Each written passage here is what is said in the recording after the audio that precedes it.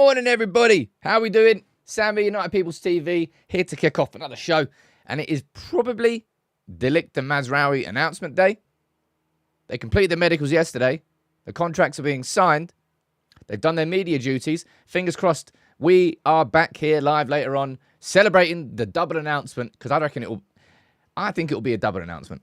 Everything's kind of been done together so far. The bid's gone in, they've flown over together, they've done their medical together. I'm hoping for a double announcement. When that happens, hopefully I'll be back here later on live today. But we're also going to be speaking about signings, other signings, midfielders. We're going to be speaking about sales. The Athletic deal sheet, the latest editions come out today with conversations around the payoff that Wan-Bissaka is getting, about McTominay, about Sancho, about Anthony, about Casemiro. I'll run through all of that later in the show. I think it's going to be a good show. I think it's going to be a good day. Enjoy yourselves. Fire in your comments. And I will try and answer as many as I possibly can throughout the show. Who's here from the mods and the member gang? Let's have a quick look. Jason, good morning to you. Anuj, Josh, Alex, I saw you there earlier as well. T, I think I saw you start the show. Carl, you're always there. How you doing, buddy?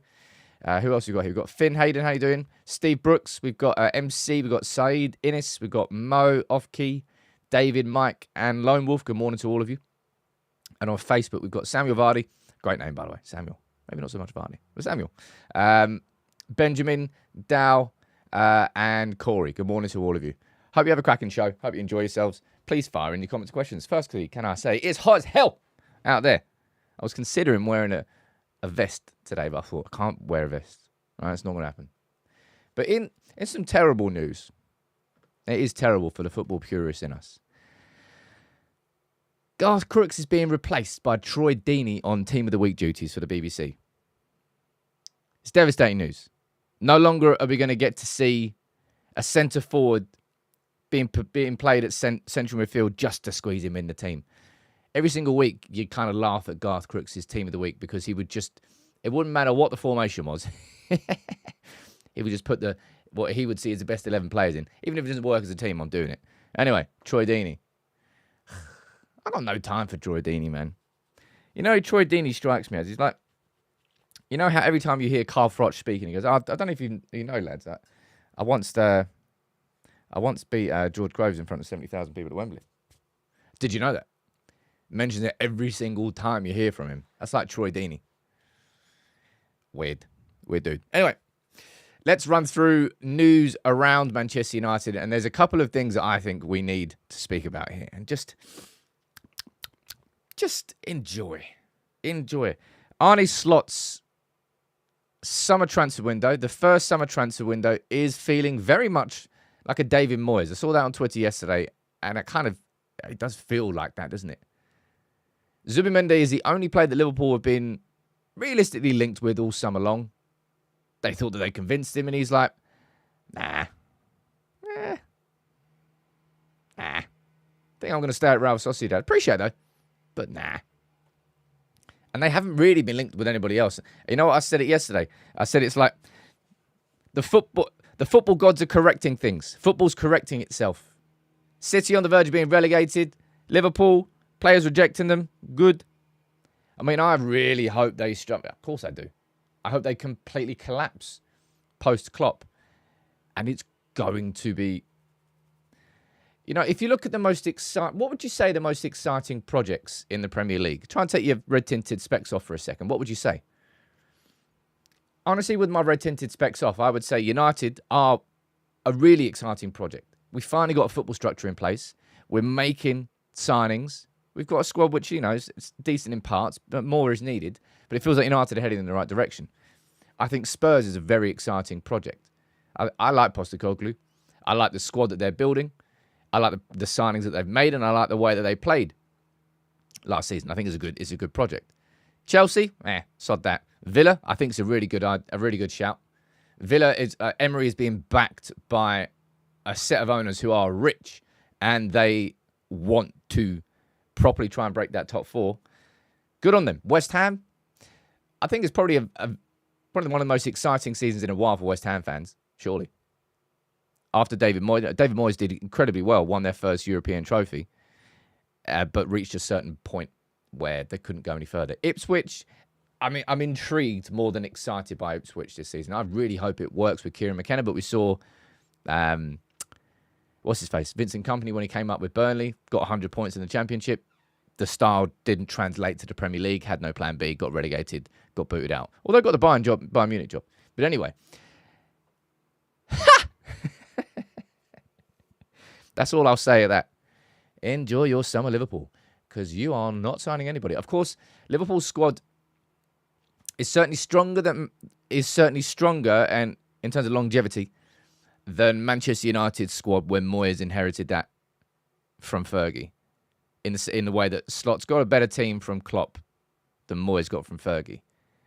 But not making any signings is not exactly the way to go and start a new era. It means that the expectations are going to be that Slot can do exactly what Klopp did with this squad, but that's just unrealistic. Anyway, speaking about laughing at rivals,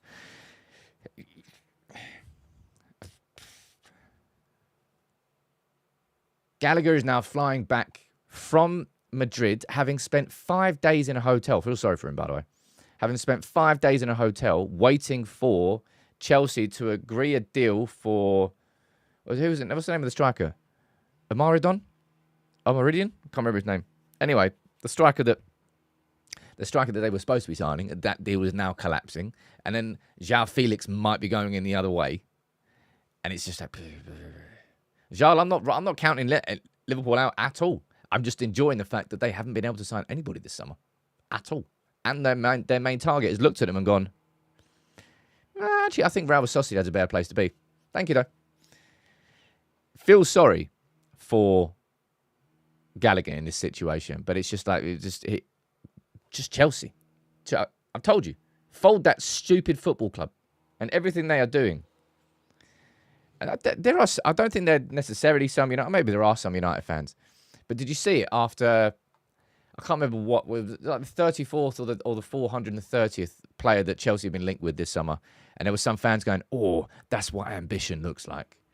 And I'm like, you're not talking about Chelsea, are you? Oh, you actually are talking about Chelsea. That's hilarious. What Chelsea are doing this summer is not ambitious. That is not the way you would use the word you would use to describe it. It's like they're hoarding players. I've seen people saying, oh, it looks like Chelsea might be getting a transfer ban, and they're just hoarding players that they can sell them off after. It may well be happening. I don't know.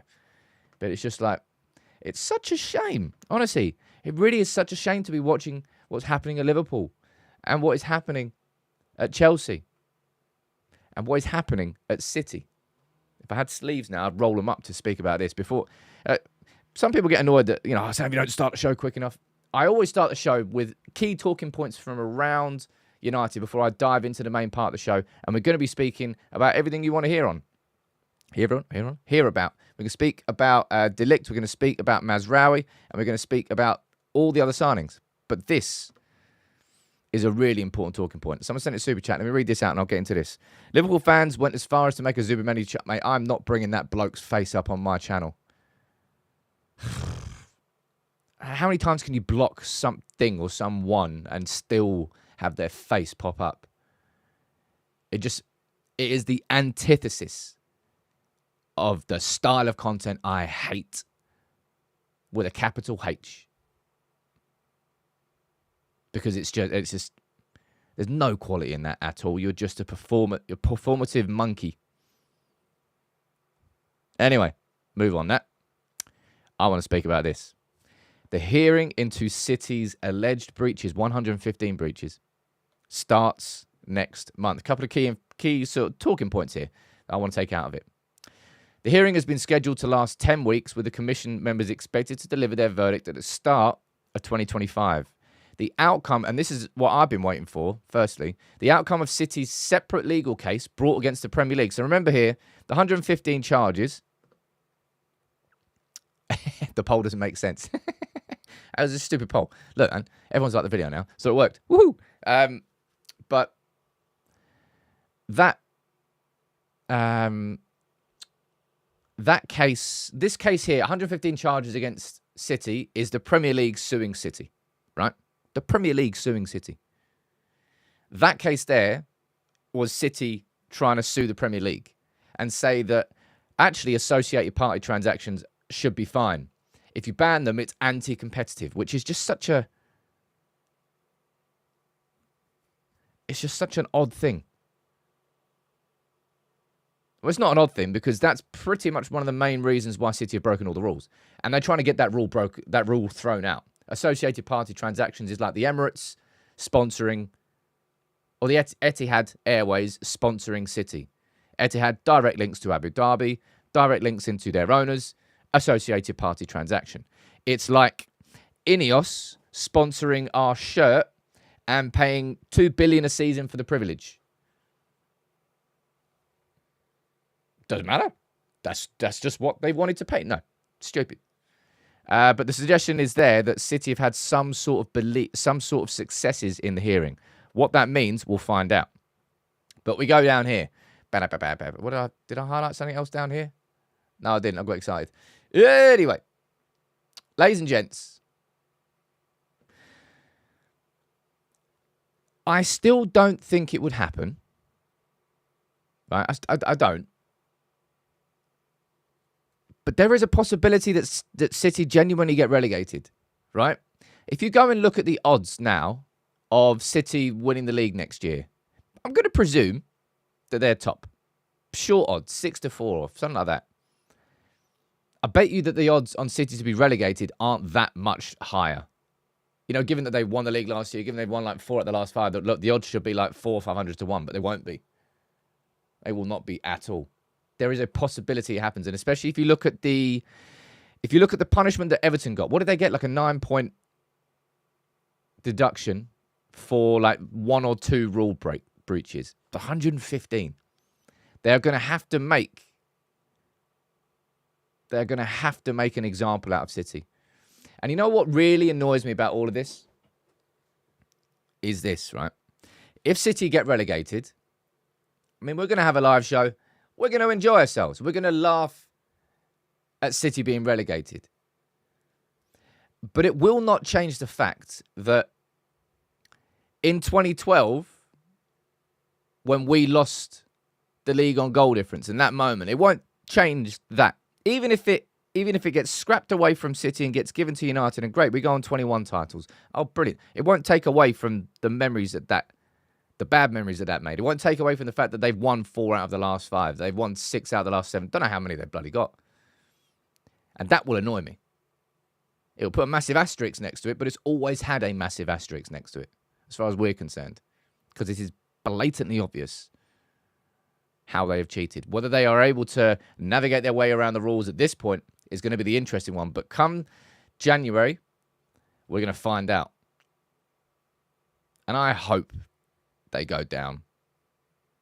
And I hope everything is wiped off. But, I mean, let's find out. Jonathan, he said, I need to take the titles away. Yeah, I mean, you could take the titles away. But, like, you know, United won 20 league titles.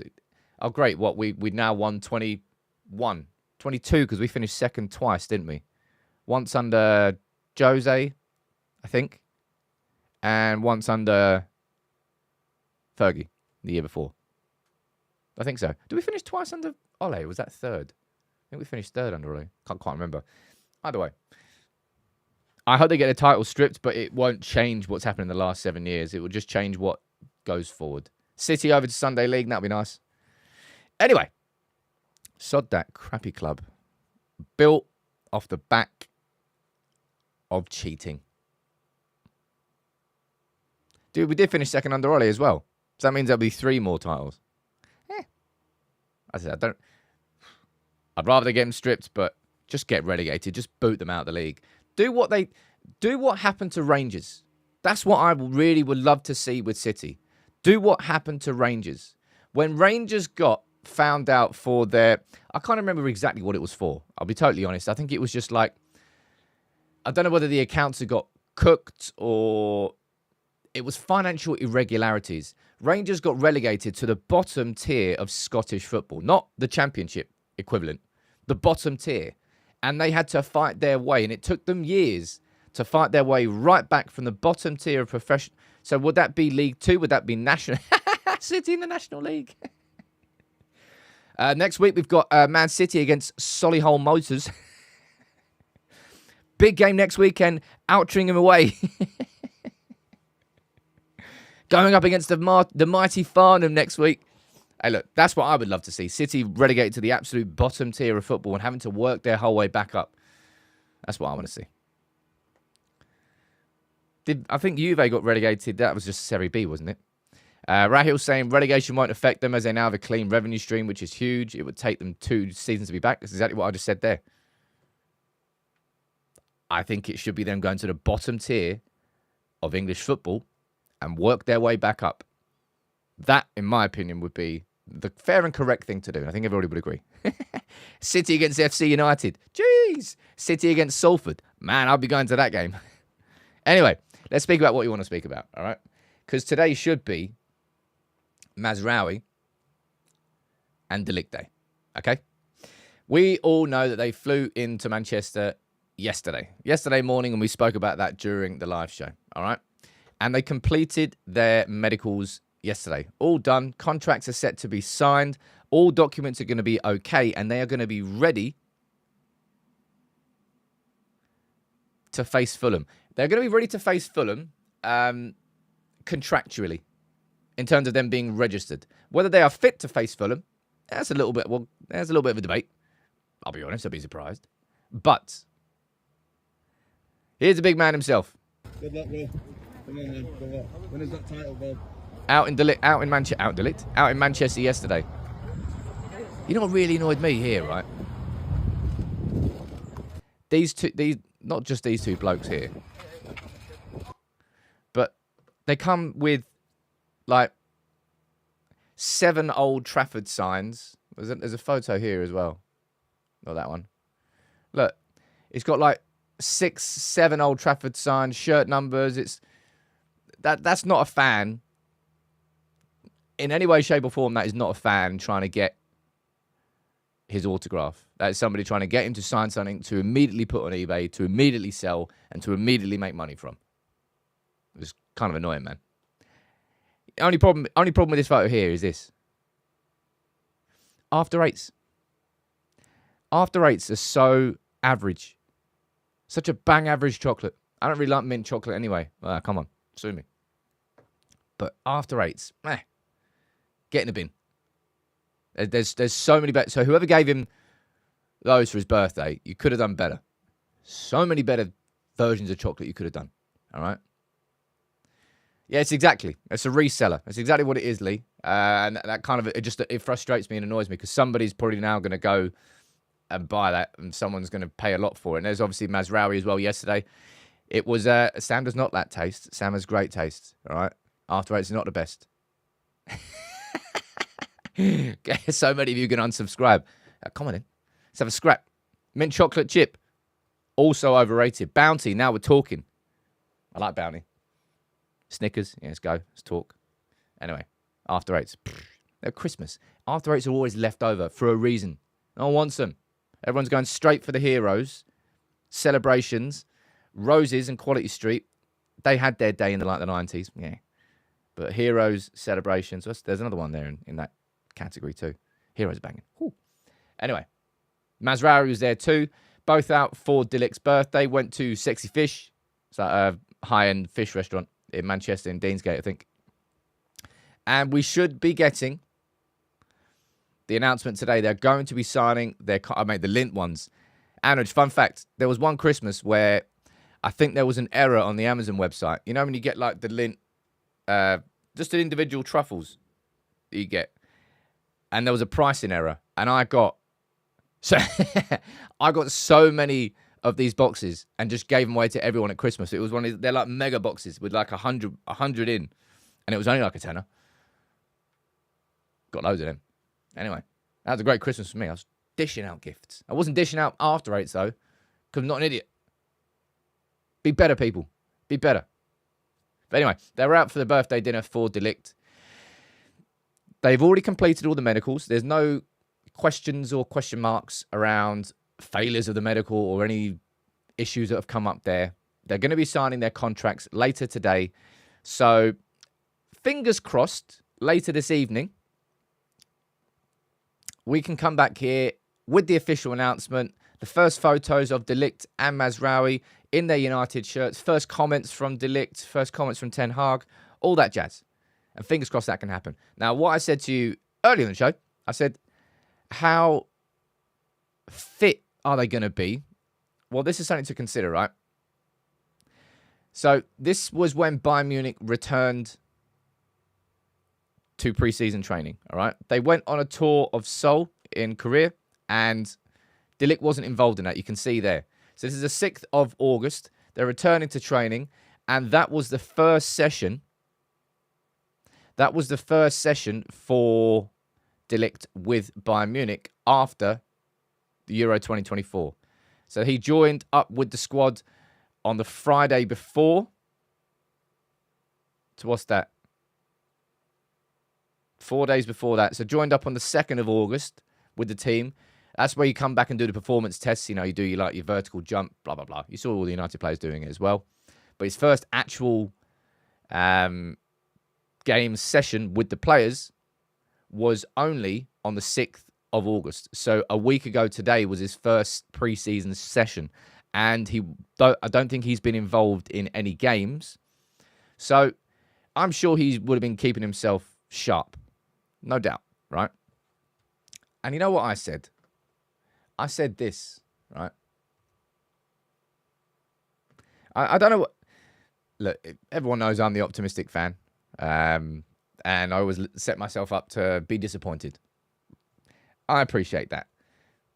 But I just get the feeling with De Ligt that, you know, if it works out, that I think United fans are really, really going to love him. Did you see the... Let me try and bring this up, actually, because this is just pure nonsense that deserves to be called pure nonsense. Right?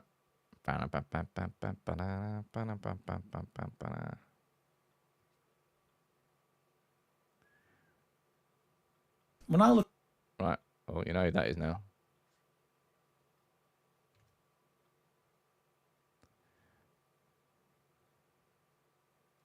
Graham Souness on De Ligt. Yeah. It's De Ligt. When I look at De Ligt, I'm a lightweight centre-half. Yeah. So a guy with monster thighs like bloody Jack Grealish is a...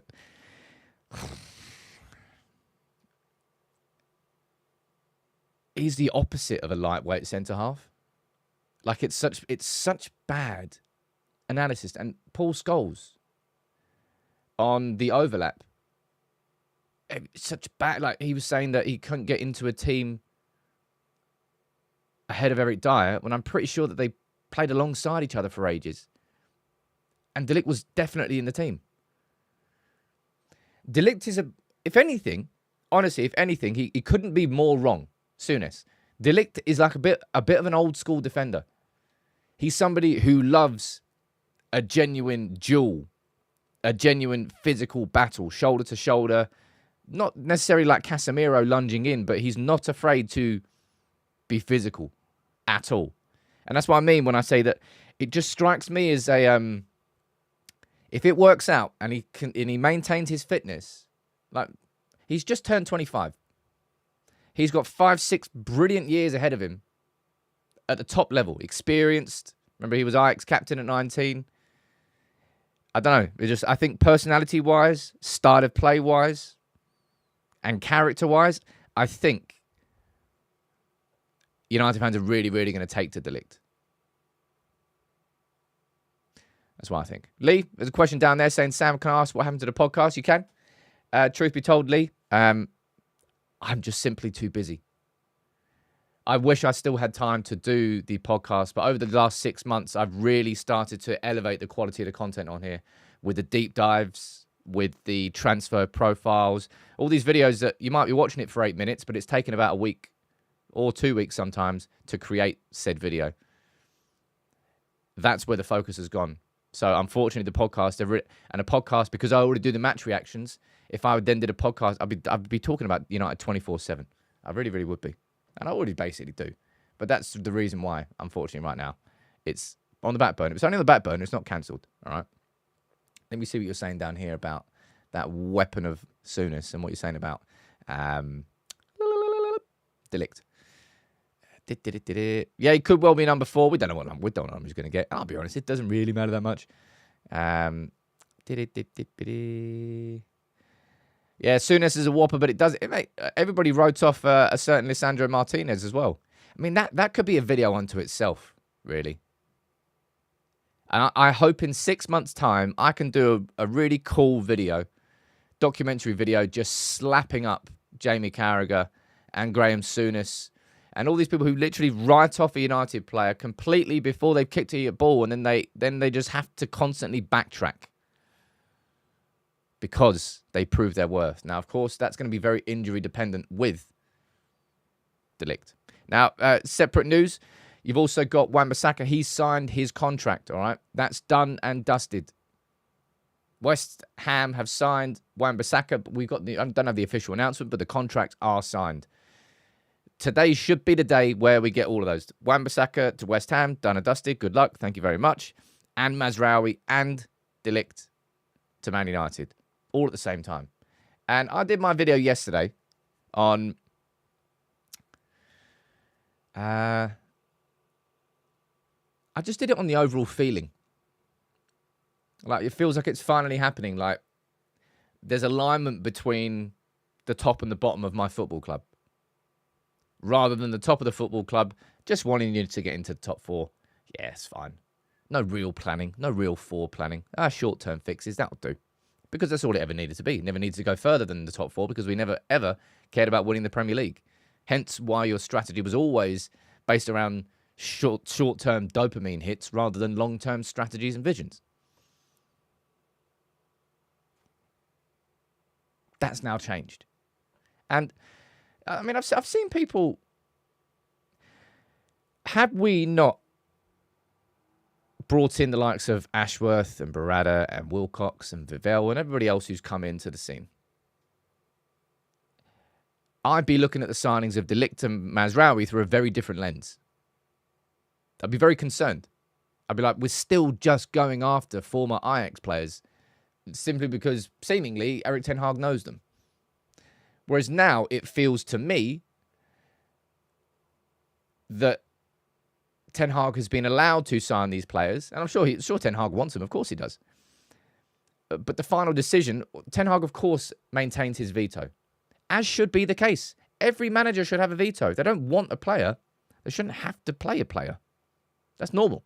So let's not pretend that that's like a crazy idea. But it feels like the decisions are being made above him.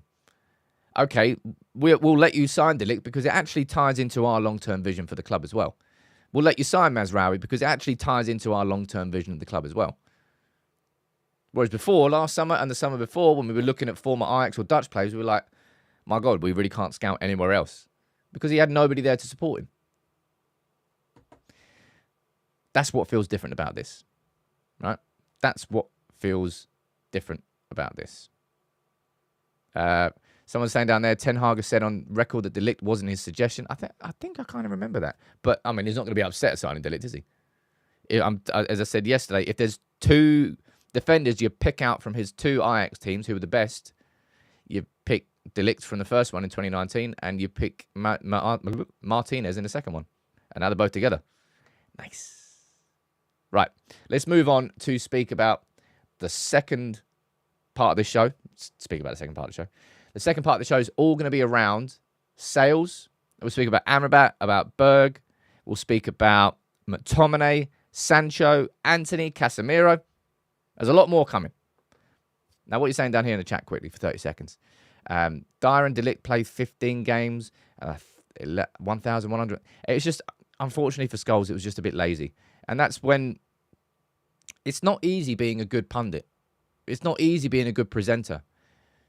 You have to fill yourself with knowledge. You have to do your research. You have to watch games. You have to watch other games. You have to absorb the news, and you've got to bring it all together. And by doing that, you build your own knowledge base, and you therefore won't get caught out by saying silly things like that. But if you don't and you can't, you will end up saying silly things like that. Like Graham Souness. Just like the way that he described De Ligt is literally the total opposite of what sort of player he is. Jonathan, you're asking for the code for fantasy football. What is it? Leagues and Cups. United People's TV. Invite friends. I think copy the auto join link. I think this is it. Ladies and gents, I think that is the link to the Fantasy Premier League for United People's TV this year. We're going to do prizes. Maybe we'll do spot prizes across the season as well. I've got no idea. But that there is the link for it, all right? And if Finn, I've seen that comment like 4 times now, buddy. Please don't spam comments or I'll just ignore them. And I'm going to ignore that comment. If you want to reach out, you know what my emails are, but don't spam comments simply because you want it to be read. And I say that to absolutely everybody, all right? If you spam a comment, I'd ignore you. Although technically I didn't ignore you there, so you win. Let's move on, right? Let's speak about sales. So sales are still crucial, as is signing a central midfielder. Right? Rahil, you're saying, do you think INeos said to Erik ten Hag, we want you to play like Ajax football, tell us what you need and we'll make it happen? No, I don't think that at all. Or maybe actually that's a complete lie. Maybe they do. I don't know whether INeos are going to go. I imagine, if I'm being totally honest, INeos probably just said to Erik ten Hag, look at the FA Cup final, man. Like, that was great. That was all on you. People complain about a link. God damn. It's hard to do these things whilst also doing a million other things. There's a link there. I've already shared it over there. Anyway, the link's in there twice now. What was I saying? See, that mods, if you can like take the links and stuff, because I lose your chain of thought when you're trying to do all these things. I imagine that's what the INeos game model was, right? They were building behind the scenes, but then when that performance came in the FA Cup final, it was just went to Erik ten Hag and said, there it is, man. You played a very compact team. You played brilliant football out from the back. Great goals. Team was a unit. There we go. That right there is the game model. That's why I've felt for a long time that we are working towards that. Right? For a long time, it feels that we've been working towards this. Well, certainly this season, this pre-season anyway. That 4-2-4 system. That's what I want to see. But anyway, let's speak about sales. I'm going to ignore the chat for a little while now because it's getting very distracting. I apologize. People keep asking me for a million things. Let's speak about sales. Right? And this is from The Athletic this morning on the deal sheet. Do United need sales before any more incomings? And it said, no, not necessarily. But when it comes to the midfielder that we all want, it may well be at the low cost end. And then you've got Amrabat. His return has not been ruled out. You've got Sanderberg. They might want a little bit more than 20 million. And I kind of want to ask you in the question here, right? Ask you in the comments here with a quick poll. Choose, right? If there are 2 options here. I imagine there's more than 2 options. But there's 2 options. Amrabat or Berg? Amrabat last season, I think he was, in my opinion, misused for a lot of the games where he played. And I think we saw the best of him when we played in a system with 2 central midfielders, like in the FA Cup final. Athletically, simply, he's not strong enough to play that role in isolation. And not many are. It's a very difficult space to cover on your own. I'm not, Simon, I'm not asking you to name 400 midfielders and choose. I'm saying simply choose one out of Amrabat or Berg. It's a very simple question. I'm not going to be speaking here about Zubimendi or Anton Stack or the other 30 other midfielders that we've been linked with because we'll be here all day. Amrabat is one. There's a distinct possibility we could sign him. And Berg is another. What's the point in mentioning Morten Hjulmand from Sporting Lisbon when he's going to cost 50, 60 million? What's the point in mentioning Zubimendi when he's going to cost 50, 60 million and he's also rejected Liverpool, so he clearly wants to stay at Real Sociedad? I'm asking you simply here, just to choose between Berg and Amrabat. Very, very simple. Of course, people turning their nose up. He's got relegated. Can't possibly be any good.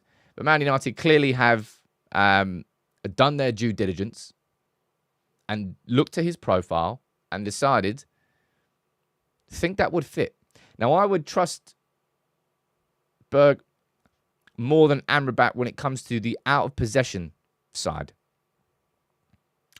I think he'd be able to cover ground easier. I think he'd be a little bit more athletic. He's quite slow off the initial acceleration, but he can cover ground.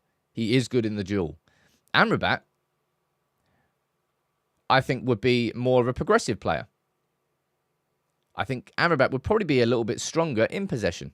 Not that he's terrible out of possession, and I think out of possession, if you played him with a partner, he would be a better player. Man, in an ideal world, United could get both. Amrabat would love to come back to United. He's still... Didn't he just... I swear he just bought a car out in Italy, and he's holding his United shirt there as a... I don't know. He's just holding his United shirt, which is a bit strange. He clearly doesn't want to leave. Now, Berg may well be a little bit too expensive. And it might frustrate you all hearing this. But at some point this summer, Man United's budget was going to become limited. United have gone all out this summer, clearly, with centre-back as the priority. Not only have we signed Yoro, but we've signed De Ligt, and we're getting linked with other ones, which I'll speak about soon. Maybe United, maybe Ten Hag is feeling I don't know, that... I don't think Casemiro can have a worse season than last season. I don't think Marcus Rashford can have a worse season than last season. So therefore, I think there's going to be an improvement in that sense. And these players are actually mentioned down here, saying, look, the fact that Toby Collier is coming through, that also brings a new option into the squad. Casemiro, the fact that he could be coming back, well, certainly being better. Maybe United don't see the central midfield position as much of a priority as the centre-back position was, for the reasons I've just explained. And I think that must be the case, because we've gone all out on Yoro and De Ligt, and we're looking at maybe Berg, maybe Amrabat as alternatives to Ugarte. We had a price for Ugarte. We probably were willing to spend somewhere in the region of 30 to 40 mil for Ugarte. PSG had no intention of coming down to that price. Hence why we've moved on. We may well, explore it again later in the window, but let's find out. JC, I can see you gifted 10 memberships down there. Let's ask our main man, Casemiro, to come and say hello. Boo-doo-boo-doo-boo-boo. Good morning. It is a good morning. Good morning. Good morning. Hello. Aaron, I think you probably are, if I'm being honest. Am I the only one who hasn't been impressed with Collier so far? If you haven't been impressed with Collier, what would you expect him to do that he hasn't done? Would be my question. I think he showed a real... at the beginning, it's basics. It's showing a willingness to work in and out of possession, which was the basic fundamental flaw of our midfield last season. The players just weren't willing to do that. In the preseason, he's shown a great attitude. I think he's been competent. And that's kind of all a midfielder in that area of the pitch needs to be. Competent. And just a workhorse. Especially out of possession. And I think it's been a pretty decent start for him, if I'm being totally honest. Is there more that he needs to grow? Of course. But if you're not impressed by Collier, I'm not really sure what you would have been expecting to see that you haven't seen. I don't know. It's a strange one. Jude, you're saying, Sam, the problem of our defensive midfield isn't necessarily about covering ground, but our defensive line. Taking last season into consideration, we played with slow defenders who naturally sit low. They all feed into each other, Jude. The fact that our front press so high and our midfield didn't back it up, there was gaps between those players. The fact that our defence sat so deep that if our midfield did push up, then there's gaps. Our fullbacks didn't commit to helping the just gaps. There was gaps everywhere. And in terms of other signings, right? Suggestion here from The Athletic. Of course, we know this already. Man United are thinking about a backup at left back who is capable of playing on the left-hand side of defence, all right? And you go down here. Club executives met with Mario Hermoso last week, but he's not a player that United currently are pursuing. Hermoso from Atletico Madrid, available on a free transfer, left-hand sided defender, can play left back, can play left centre-back. Just kind of makes sense. Now, we've been linked with, we go back to the board, which we haven't been actually looked at in a while. You've got David Hanko there at the top from Feyenoord. Well, he's not at the top. Don't know where he is. Where is Hanko? Oh, he's in the middle. Underneath Branthwaite. He's been linked. Man, all these names down here. Marcos Alonso. That's actually mentioned down here in this article as well. Marcos Alonso, a free agent, has also been discussed. I mean, I hope the discussion was, I'm going nowhere near Marcos Alonso, and that's where the conversation ended. But we've been linked with other left-sided defenders. And a couple I mentioned down there, which I actually haven't seen anything said about it. I'm not sure why Harry Amass was left out of the squad against City. It may well have just been a seniority thing. I don't know. I was surprised, if I'm being honest. So I thought a massive pressed in pre-season. But you know what, right?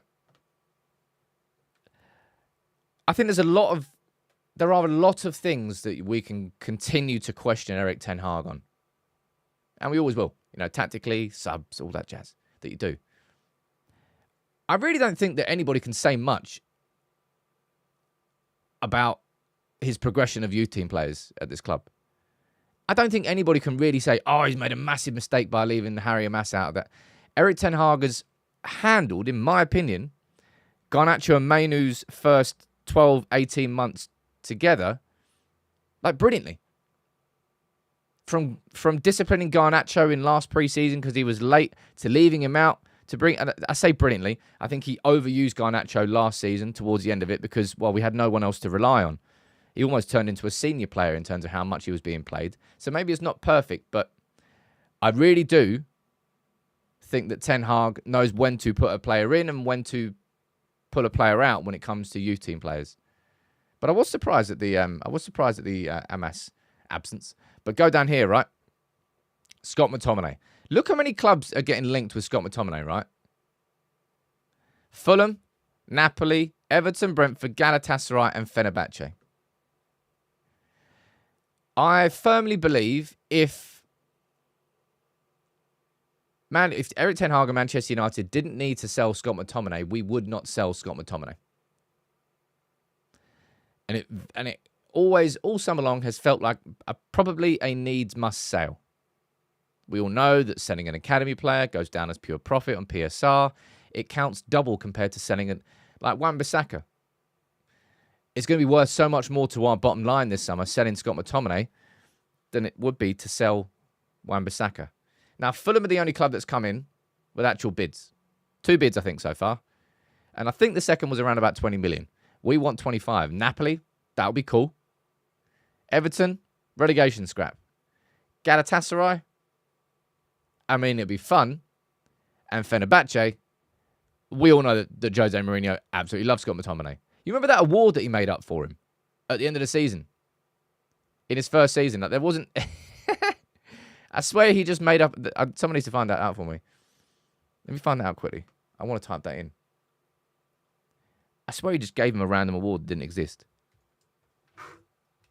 McTominay, Mourinho, end of season awards.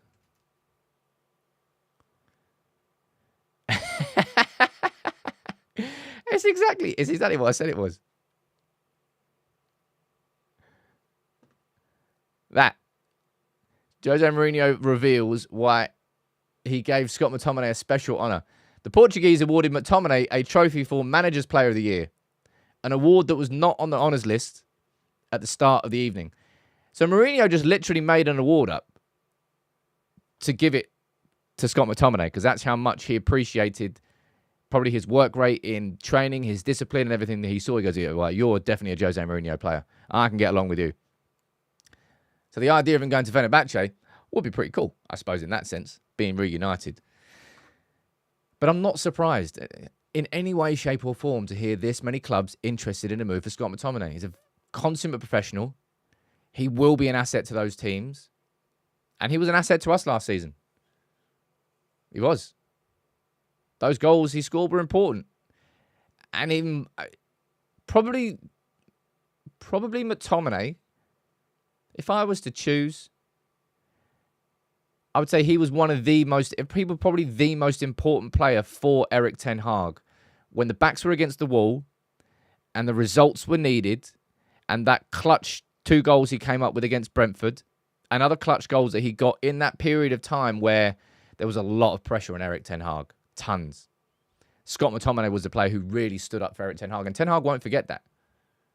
It would have helped create a little bit of a bond between the two. I'm not surprised to hear all these clubs being linked with him. And I've updated the board here. We go to the leaving board and we can see, look, McTominay's been linked with Fulham, Everton, Napoli, Brentford, Galatasaray, Fenerbahce, all linked. And we go down there and there's more that could happen. All right. United are open to offers for several other players. As it stands, there is little concrete about inquiries for Jadon Sancho, Anthony or Casemiro.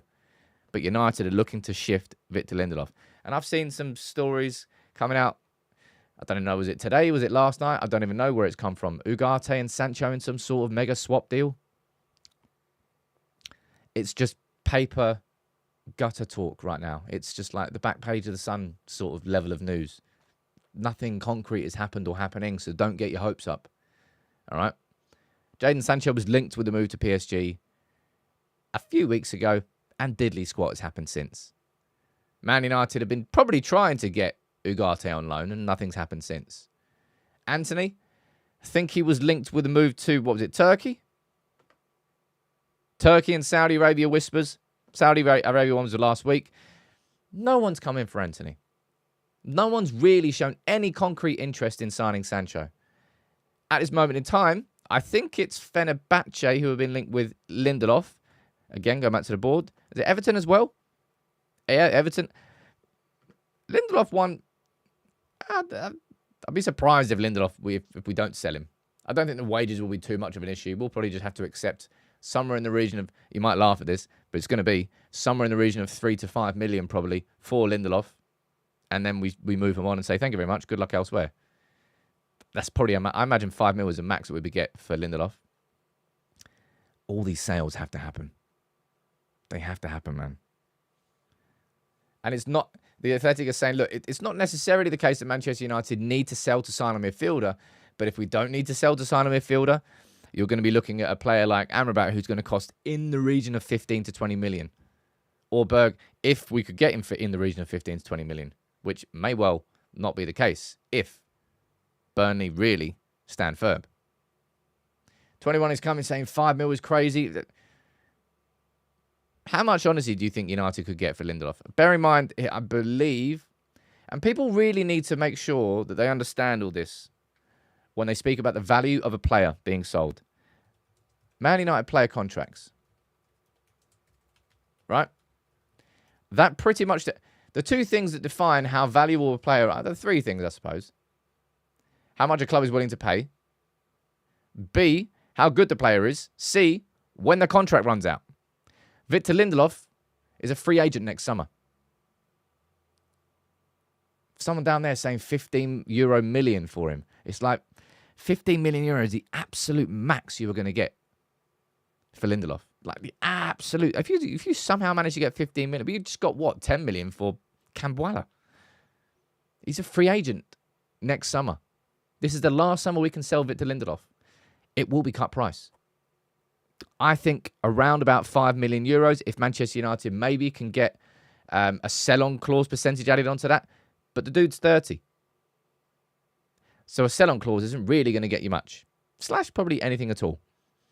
Somewhere in the region of 5 mil, I would take for Victor Lindelof and I would say thank you, good luck elsewhere. But again, nothing really has happened in terms of Victor Lindelof. And at this moment in time, the strongest links that we've had after Ugarte when it comes to midfielders are Amrabat, maybe coming back. And I don't think United have ever ruled out re-signing Amrabat. Unfortunately for him, He's basically like last case. Not worst case scenario, but last. You're the backup, all right? If nothing happens, then you can rejoin again. But ideally, we're probably going to be looking at other things. We see what you're saying down here about. We'll go back to these. 7 million if we're lucky down there. 8 million euros. 8 to 10. 5 to 7. Yeah, it's going to be, in my opinion, around 5 million. And also Pellistri. Well, we shouldn't be selling him too often. I imagine Pellistri, again, will probably sell cheap, but will have a sell-on percentage. He's 22. I imagine he'll go on to develop elsewhere and ideally get an even bigger move, and we'll get a nice wedge of that. So Pellistri is probably going to be undersold too. But these are all the contracts that run out. Hannibal. Hannibal I found very strange. Right? As much as I don't think that Hannibal has a future at Manchester United, I think Hannibal is a really exciting prospect for plenty of teams in world football that I'm surprised no one's come in for him. Now, something to remember, right? Let me see if little pub quiz down here. Does anybody remember how much Man United paid for Hannibal when he was 16? Pretty sure I do.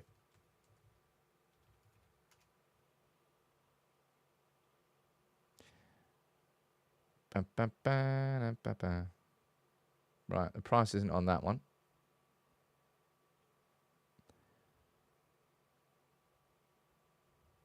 There we go. Anybody remember it down there?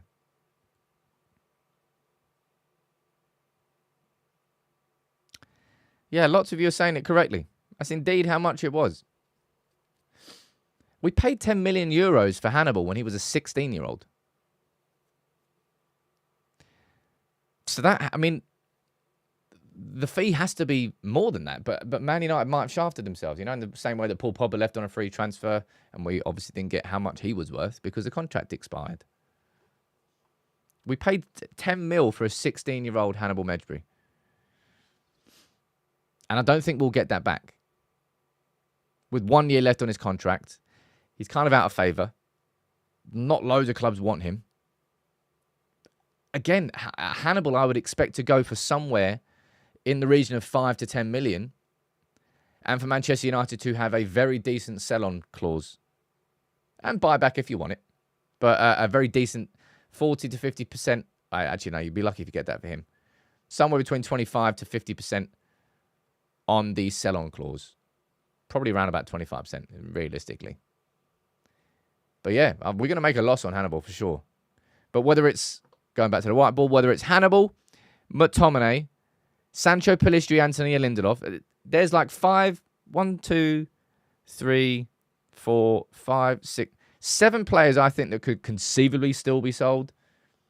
And not really much movement happening on any of them. Don't know. Dennis saying, didn't we give Sevilla a 25 mil option to buy? We all knew it at the time, by the way. The Sevilla loan was just odd. And he should have had better people around him saying, you've got 2 options here. One, you could go, both teams were in a relegation scrap, I think at the time.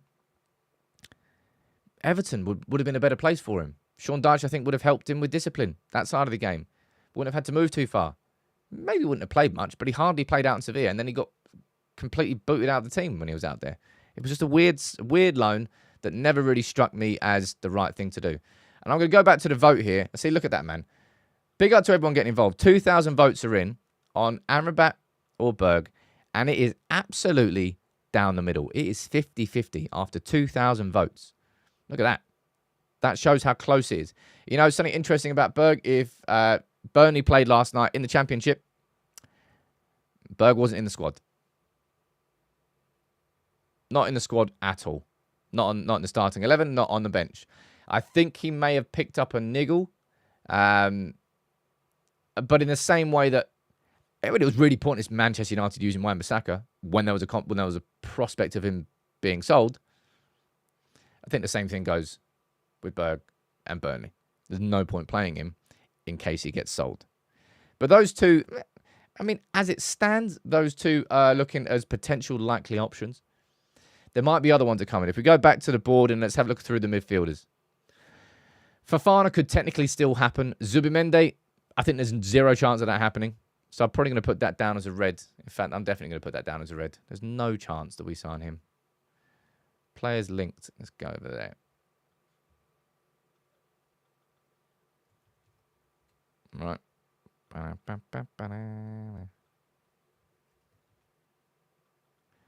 You're definitely in the red there, son. Who else is in the red from this list? Berg could happen. Fofana, Balaka, Stack, Frendrup. I think Hjulmand, considering the price that he is, I think there's no chance. And I think the same goes for Gomez from Wolves. Both of those can move over to the red board.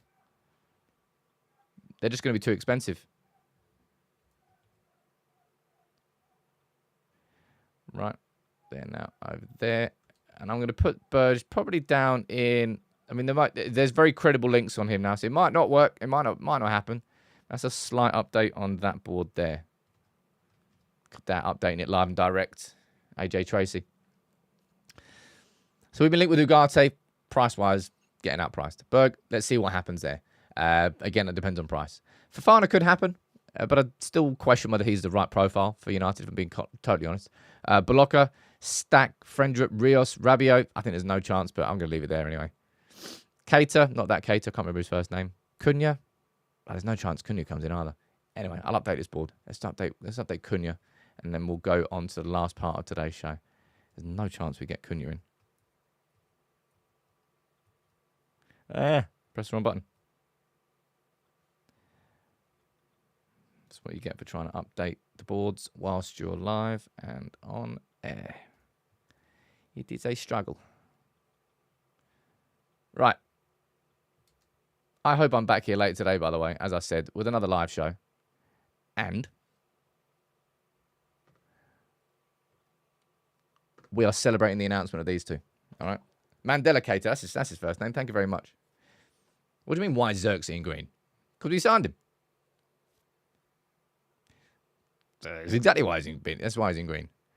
I'd love to have some sort of mysterious South American signing that no one's ever heard of before. Well, we've been linked with Richard Rios from Colombia. Is it Palmeiras he plays for? Can't remember. But, I don't know. You know what else is cool? I have to commend Adidas on this bad boy.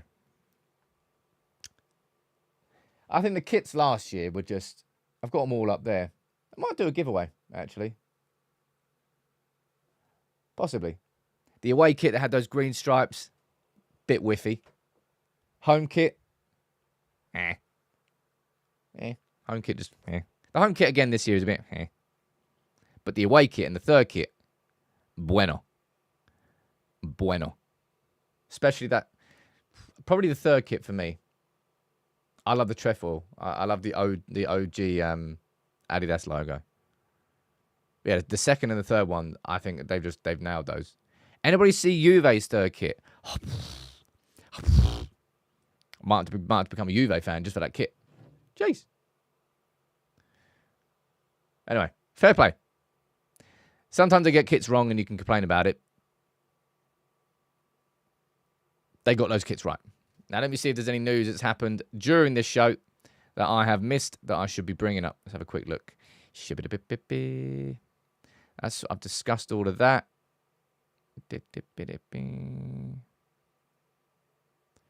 Nah. Oh, look at that. Look how happy he is.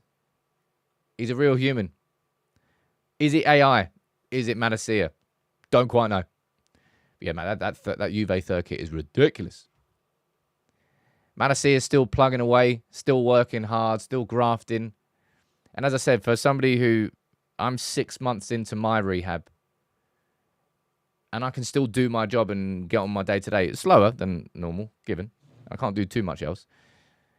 But imagine being as frustrated as being like a top-level athlete. You get to the club of, that's the biggest move you're ever going to do. And then you miss like a year and a year and a half through injury. And you've got to work hard on the rehab every single day to get yourself back to where you were before.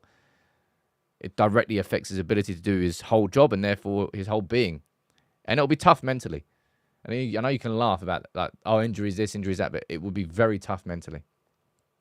So I hope for his sake, even if it doesn't work out at United and we move on, I hope he gets back to playing football and enjoying himself. Why is he smiling like a creep? What is creepy about a big grin? Sort yourself out, mate. Sort yourself out. Right. Last minute or two of the show. Actually, last minute of the show. Fire in your questions or anything you don't think I've spoken about. If you can, please do drop a like on the video. It makes a big, big difference to the channel, and it shows your support for the community. But later on today, I hope that I'll be back here live with the show after we announce both Mazraoui and De Ligt. I want a double signing, people. I want a double signing. And also, lunchtime video today. Check it out. It's going to be another one of the mini deep dive videos. I've called it... In fact, let me pull up the trailer for it here. Give you a little teaser. Pardon me.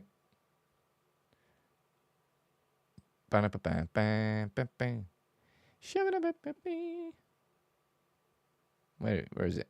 There it is. Right. Don't play the intro yet. Oh, there's a teaser. Over the last year, there has been... Right. This is going to be the lunchtime video today, and this is the intro for it, right? Over the last year, there has been a lot of rough bumps. I'd be absolutely gobsmacked if it wasn't his last game. From green shoots of hope to deep disappointment, Erik ten Hag's first 2 seasons at United was a baptism of fire. With so much promise, yet so many stumbling blocks. What went wrong? How did a promising start turn into a struggle for survival? And more importantly, how can Ten Hag turn things around this season? Ready? Let's talk about the evolution of Ten Hag that is needed, both from a tactical and a personal perspective. There we go. That's what it is. It's going to be a video that sort of takes a look at Season 1, Season 2, and Season 3 coming up, and the things that I think we need to see in order for this evolution of Ten Hag. And in order for it to work this season, in order for him to be our manager next season, what has to happen this season? That's going to be the lunchtime show today. Lunchtime video today. And then hopefully later on, we get another little double announcement. It's all kicking off. Is a mini deep dive a shallow dive? Technically it is. They've got mini deep dives? Shallow dives. Yeah, I've seen the Black Keeper's kit. It's over here somewhere. Where is it? It's not there. Whoops, I lied. Right. Thank you all for tuning in today. I'll drop that video probably quite soon because I think there's going to be... Well, it's going to be a busy day, isn't it? Hope you all have a cracking day. Thank you all for tuning in. I'll be back here tomorrow, live and direct. And we're, 3 days away from the Fulham game? Season's about to kick off.